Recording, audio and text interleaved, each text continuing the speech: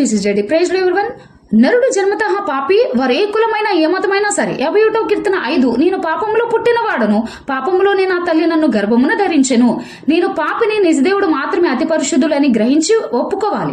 కొందరు మూర్ఖ జనులు అలా ఒప్పుకోవడానికి ముందుకు రారు. నీవు ఒప్పుకున్నా ఒప్పుకోకపోయినా ఈ మాట వింటున్న నీవు కూడా పాపివే. ఎందుకంటే బైబిల్లో వ్రాయబడిన ప్రతి మాటకు జీవమున్నది. అవి బ్రతికున్న మాటలు, చచ్చిన మాటలు కాదు సుమి. మనిషి స్వతహాగా చేసిన పాపాలు, తెలిసి చేసిన పాపాలు, తెలియక చేసిన పాపాలు, పేరెంట్ చేసిన పాపాలు, తాత ముత్తాతలు చేసిన ఆ పాపపు మూటలు, శాపపు మూటల నుండి నిన్ను నన్ను విడిపించడానికి ప్రభువారు పరమును వీడి నీ కోసం, నా కోసం, ప్రపంచ మానవాళి కొరకు వచ్చి ఉన్నారు. ఆమేన్. నీ రహస్య పాపాలు, బయట చేసిన పాపాలు చేత నీ హృదయం అంట కఠినంగా, నల్లగా, మలినంగా మారిందా? 51వ కీర్తన 7. నేను పవిత్రుడనగునట్లు హిస్సోపుతో నా పాపము పరిహరింపుము, హిమము కంటెను నేను తెల్లగానున్నట్లు నీవు నన్ను కడుగుము. ఆమేన్.